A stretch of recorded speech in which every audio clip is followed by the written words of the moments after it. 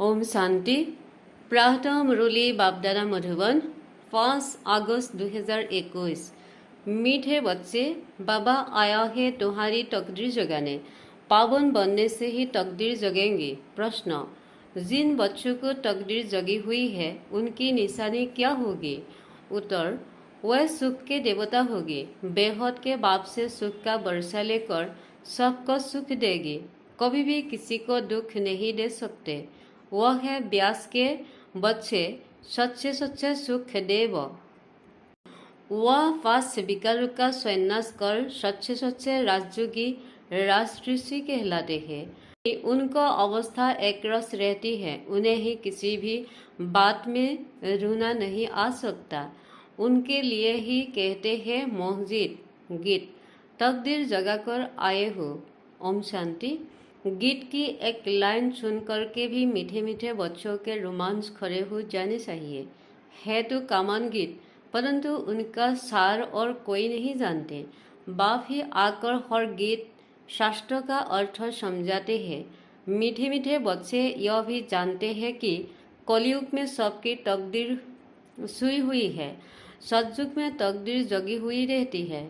सुई हुई तकदीर को जगाने वाला और मत देने वाला अथवा तकदीर बनाने वाला एक ही बाप है।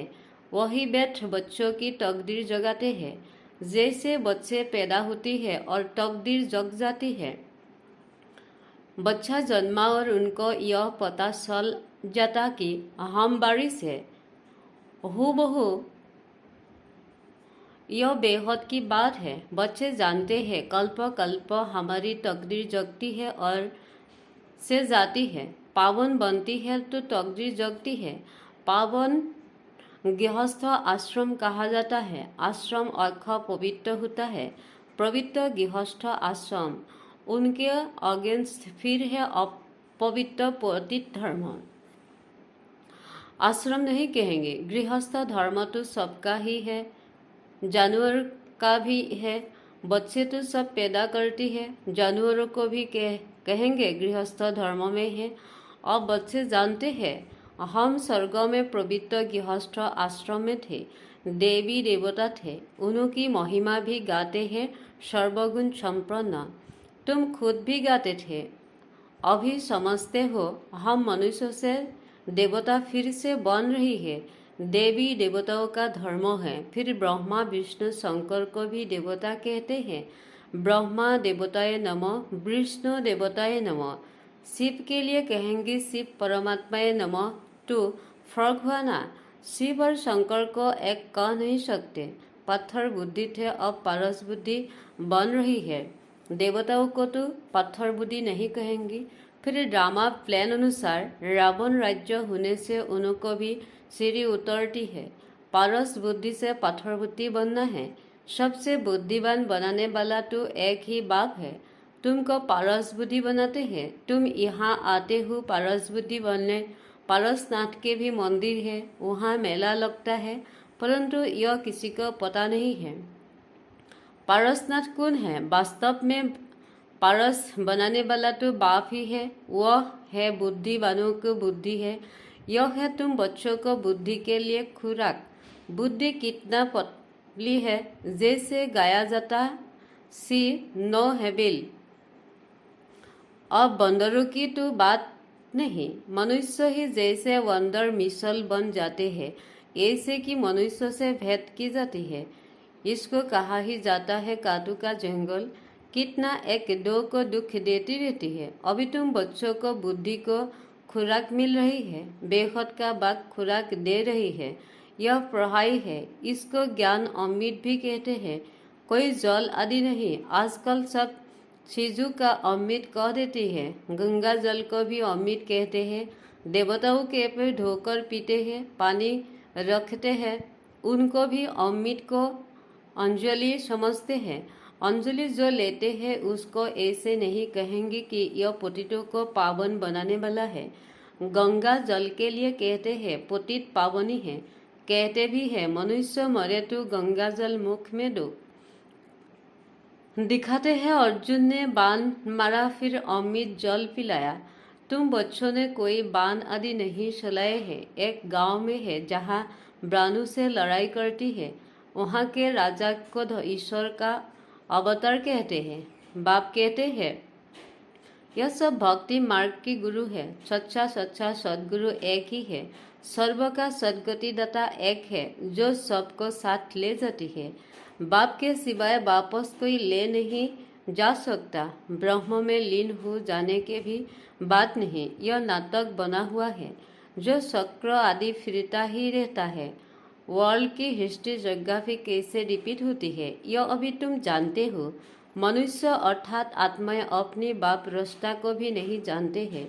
जिसको याद भी कहते हैं वह गॉड फादर हद के बाप को कभी गॉड फादर नहीं कहेंगे। गॉड फादर अर्थ बहुत अटल से कहती है। उनके लिए ही कहते हैं वह पतित पावन दुख हरता सुख करता है। एक तरफ कहते हो वह दुख हरता सुख करता है और फिर कोई दुख होता है बच्चा आदि मर जाता है तो कह देती है ईश्वर ही दुख सुख देता है। ईश्वर ने हमारा बच्चा ले लिया यह क्या क्या। ईश्वर को फिर गालियाँ देती है। कहते भी है ईश्वर ने बच्चा दिया है फिर अगर उसने वापस ले लिया तो तुम रोते क्यों हो। ईश्वर के पास गया ना। सतयुग में कब कोई रोते नहीं है। बाप समझाते हैं रोने की तो कोई दरकार नहीं। आत्मा को अपने हिसाब किताब अनुसार जाकर पाठ बजाना है। ज्ञान न होने के कारण मनुष्य कितना रोती है जैसे पागल हो जाती है। जहाँ तो बाप समझाते हैं आत्मा मरे तो भी हलवा खाना। बाप मरे तो भी हलवा खाना। नष्ट वहाँ होना है। हमारा तो एक ही बेहद का बाप है दूसरा न कोई। ऐसे अवस्था बच्चों की होनी चाहिए। मस्जिद राजा की कथा भी सुनी है ना। सतयुग में कभी दुख की बात नहीं होती न कभी अकाल मृत्यु होती है। बच्चे जानते हैं हम काल पर जीत पाते हैं। बाप को महाकाल भी कहते हैं कालों का काल। तुमको काल पर जीत पाने हैं अर्थात काल कब खाता नहीं। काल न आत्मा को न शरीर को खा सकता। आत्मा एक शरीर से दूसरा लेता है उसको कहते हैं काल खा गया। बाकी काल कोई चीज नहीं है। मनुष्य महिमा गाते रहती है समझाते कुछ नहीं। अष्टम केशवम बाप समझाते हैं यह पास विकार तुम्हारी बुद्धि को कितना खराब कर देती है। इस समय कोई भी बाप को नहीं जानते हैं इसलिए इनकी आफरन की दुनिया कह जाता है। कितना आपस में लड़ती झगड़ती रहती है। यह सारी दुनिया बाबा का घर है ना। बाप सारी दुनिया के बच्चों को पतित से पावन बनाने आते हैं। आधा कल बरोबर पावन दुनिया थी ना। गाते भी है राजा राम प्रजा। वहाँ फिर अधर्म की बात है कैसे सकती।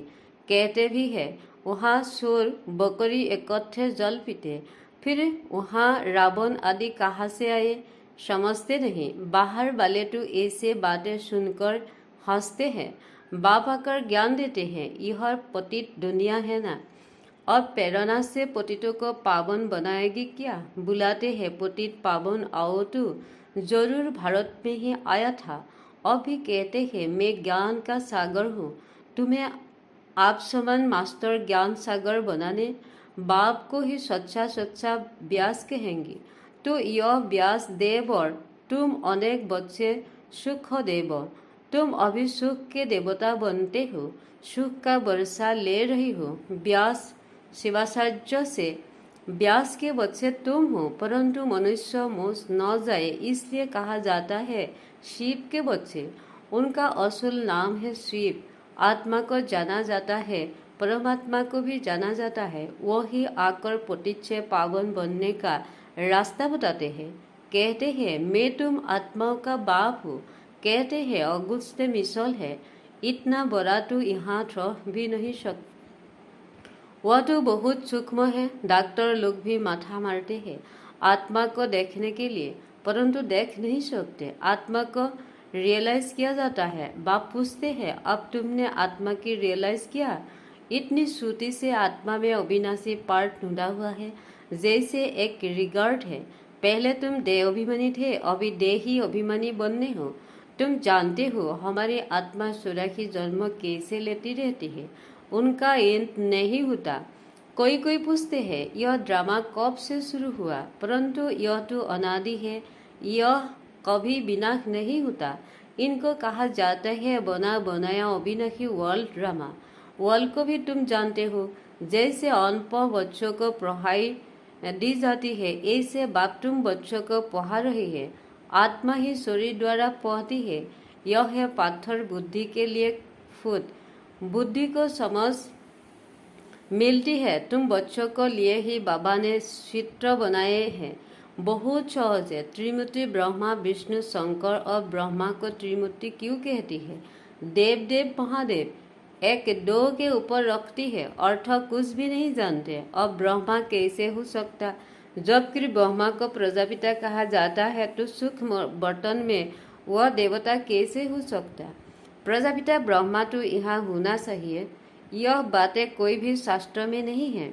बाप कहते हैं, मैं इस शरीर में प्रवेश कर इन द्वारा तुमको समझाता हूँ, उनको अपना रथ बनाता हूँ, उनके बहुत जन्मों के अंत में आता हूँ। अभी यह भी 5 विकारों का संन्यास करते हैं। संन्यास करने वाला को जोगी ऋषि कहा जाता है। अभी तुम राज ऋषि है। तुम प्रतिज्ञा करते हो, वह सन्यासी लोग तो घर बार छोड़ चले जाते हैं। यहाँ तो स्त्री पुरुष इकट्ठे रहते हैं, कहते हैं हम विकार में कभी नहीं जाएंगे। मूल बात है ही विकार की। तुम जानते हो शिव बाबा रचयिता है, वह नई रचना रचती है। वह 20 रूप स्वतःसिद्ध आनंद का सागर, ज्ञान का सागर है। स्थापना पालना विनाश कैसे करती है, यह बाप ही जानते हैं। इन बातों को मनुष्य तो जानते नहीं। तुम बच्चे अभी इन सब बातों को जानते हो, इसलिए सबको समझा सकते हो। अच्छा, मीठे मीठे सिकिलाटी बच्चों प्रति माता पिता बाप दादा का याद प्यार गुड मॉर्निंग। रूहानी बाप को रूहानी बच्चों को नमस्ते। धारणा के लिए मुख्य सार नंबर 1, हर एक आत्मा का हिसाब किताब अपना अपना है। इससे कोई शरीर छूटते हैं तो रोना नहीं है, पूरा नस्तमुहा बनना है। बुद्धि में रहे हमारा तो एक बेहद का बाप, दूसरा न कोई। नंबर 2, 5 विकार जो बुद्धि को खराब करते हैं उनका त्याग करना है। सुख का देवता बन सबको सुख देना है, किसी को दुख नहीं देना है। वरदान, रहम की दृष्टि द्वारा घृणा दृष्टि को समाप्त करने वाले नॉलेजफुल भव। जो बच्चे 1-2 को संस्कारों को जानकर संस्कार परिवर्तन की लगन में रहती है, कभी यह नहीं सोचते कि यह तो है ही ऐसे, उन्हें कहेंगी नॉलेजफुल। वह स्वयं को देखते और निर्विघ्न रहती है। उनके संस्कार बाप के समान रहम दिल के होती है। रहम की दृष्टि घृणा दृष्टि को समाप्त कर देती है। ऐसे रहम दिल बच्चे कभी आपस में खिट नहीं करते, वह सपूत बनकर सबूत देती है। स्लोगन, सदा परमात्मा चिंतन करने वाला ही ब्रह्मिक बादशाह है, उन्हें किसी भी प्रकार की चिंता नहीं हो सकती। मातेश्वरी जी के अनमोल महावाक्य, अखंड ज्योति तत्व साइलेंस लाज और साकारी दुनिया प्लेग्राउंड।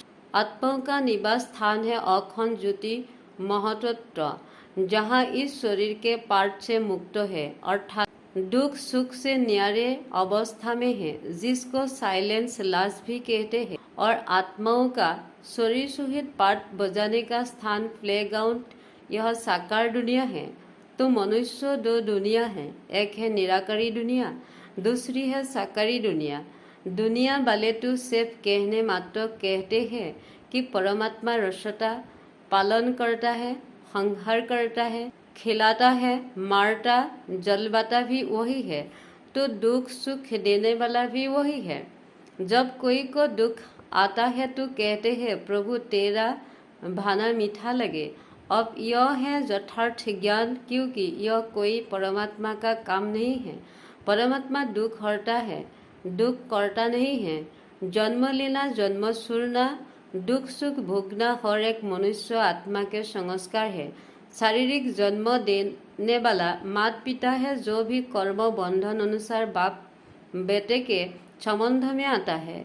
इसी रीति आत्माओं का पिता फिर परमात्मा बाप से वह कैसे बेहद रचना की स्थापना पालना करता है, कैसे वह अपने 3 रूप ब्रह्मा विष्णु शंकर का रचयिता है, फिर इन आकारी रूपों द्वारा दैवी सृष्टि की स्थापना, आसुरी दुनिया का विनाश और फिर दैवी दुनिया की पालना करवाता है। परमात्मा के यह 3 काम बेहद के हैं, बाकी यह दुख सुख जन्म मरण कर्म अनुसार होता है। परमात्मा तो है ही सुख दाता, वो कोई अपने बच्चों को दुख नहीं देता। अच्छा, ओम शांति।